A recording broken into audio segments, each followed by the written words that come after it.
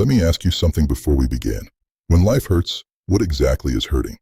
Is it the event itself, or is it something else, quieter, deeper, more subtle? Because if you slow down long enough, you may notice something unsettling. The pain rarely comes from what happens. It comes from what you are attached to. Imagine a man who possessed more power than almost anyone in human history. Absolute authority, wealth beyond imagination. Yet this man spent his nights writing reminders to himself not to get lost, not to become soft, not to confuse what mattered with what did not. That man was Marcus Aurelius, and what he feared most was not invasion, not betrayal, not even death. He feared caring about the wrong things. Marcus Aurelius understood something most of us learn far too late. Life becomes unbearable not because it demands too much of us, but because we invest ourselves in things that were never ours to command. Opinions, outcomes, other people's choices, the direction of the world. We grip them tightly and then wonder why our hands ache. Here is the first truth you must confront. The world does not torture you. You volunteer. Every time you obsess over something that lies beyond your reach, you hand over your peace. The Stoics were ruthless about this. They divided life into two domains. What is up to you and what is not? Your judgments, your actions, your choices in this moment versus everything else. And everything else is a very long list. Most suffering begins when we quietly pretend that the second category belongs in the first. We try to control reactions. We try to control timing. We try to control outcomes. And when reality refuses to obey, we feel betrayed. But the betrayal happened earlier, when we assumed control we never had. Think about the future for a moment. How often does it disturb you even though it does not exist? Not yet. Your body is here. Your breath is here. This moment is here. But your mind races ahead, constructing disasters, losses, collapses. You rehearse pain in advance. And strangely, you call this preparation. Marcus Aurelius saw this clearly. He reminded himself that the future has no weight of its own. It only hurts because you drag it into the present. If you can endure today, why assume you will collapse tomorrow? The future frightens you not because it is dangerous, but because it is unknown. Now consider the past. How many hours have you spent revisiting moments that cannot be altered? You are only reopening wounds that no longer bleed. The past, he said, is nothing, unreachable. You cannot repair it. All you can do is choose how you stand now in relation to it. Pain does not dictate character. Response does. What defines you is whether it prevented you from acting with clarity, dignity, and restraint. Did what happened to you stop you from being just, honest, self-controlled? If not, why call it a misfortune? Something essential survived. But even if you release the future, even if you loosen your grip on the past, there is still one place where suffering hides most cleverly: the present. Nature does not consult your preferences. Events unfold without asking permission. And when you demand otherwise, you collide with reality. Repeatedly. Marcus Aurelius compared this resistance to an animal struggling against the inevitable. You cannot stop time, but you can decide whether these facts dominate your inner life. The moment you stop fighting what is unavoidable, your energy returns. You begin to see clearly what remains under your command. Your response, your focus. How do you do that without becoming cold or passive? There is a difference between indifference and wisdom. If you confuse the two, you will miss everything. The next step is not about withdrawal from the world. It is about engagement without enslavement. That is what comes next, and it changes how you move through every moment. If you've stayed until now, you've probably realized something subtle. Letting go is not the same as giving up. And caring less does not mean caring about nothing. It means something far more precise and far more difficult.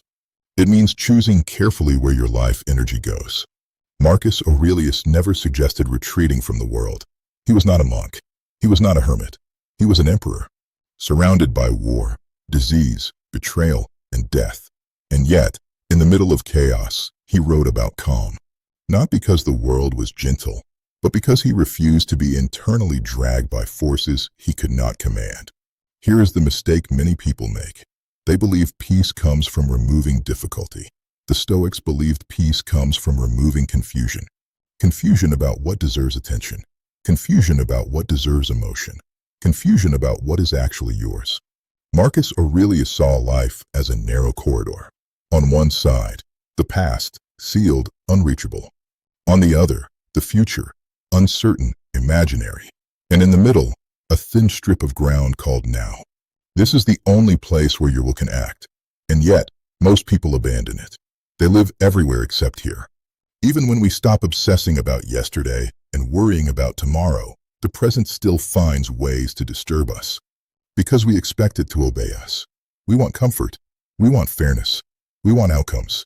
But the present moment does not negotiate. Marcus Aurelius wrote to himself, "Do not act as if you had 10,000 years to live, not as a threat, but as a reminder." Urgency clarifies priorities.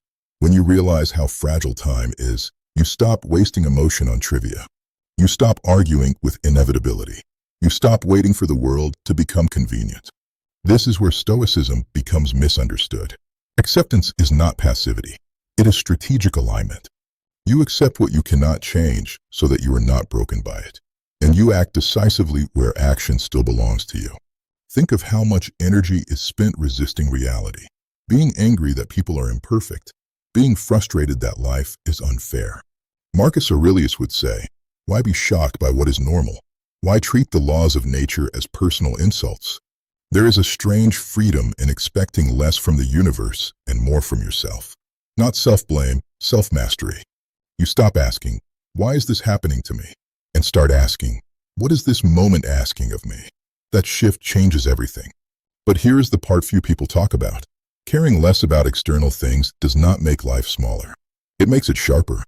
When you are no longer scattered, presence deepens. Attention becomes intentional. You are no longer pulled in 10 directions. You choose. Marcus Aurelius warned himself not to become dependent even on good things. Success, health, comfort, not because they are bad, but because attachment turns blessings into threats. The more desperately you cling, the more fragile you become. To care wisely is to enjoy without fear, to value without possession. This applies to everything. Your reputation, your achievement.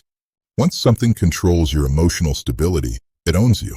And the Stoics considered that a form of slavery. Freedom, to them, was not the absence of obligation. It was the absence of inner coercion. You could be surrounded by demands and still remain unperturbed. Because nothing outside you had the authority to command your soul. This is why Marcus Aurelius believed adversity was not an excuse for collapse. Difficulty was an invitation, an opportunity to practice restraint, clarity, dignity. Character is revealed under pressure. When life presses you, it shows you what you care about. And sometimes, it shows you that you care about the wrong things. The response is recalibration. Ask yourself this. If this situation cannot stop you from being honest, measured, and just, then what power does it truly have? Pain is not the same as harm. Discomfort is not defeat. And loss does not equal meaninglessness. Marcus Aurelius believed that the highest art of living was to treat each moment as a training ground. Not for pleasure, but for virtue. How you speak, how you choose, how you respond. That is where freedom lives. The final irony is this. When you stop caring desperately about life, life becomes lighter. Not because it softens, but because you stop demanding it fulfill you. You begin to participate instead of negotiate. And in that participation, a quiet joy appears. Not excitement, but steadiness. So when life hurts, the question is, what am I caring about that was never mine to carry? And you don't need the world to change. You already have. If this perspective unsettled you, good. Because peace is not comfort. It is clarity. And clarity always arrives before calm.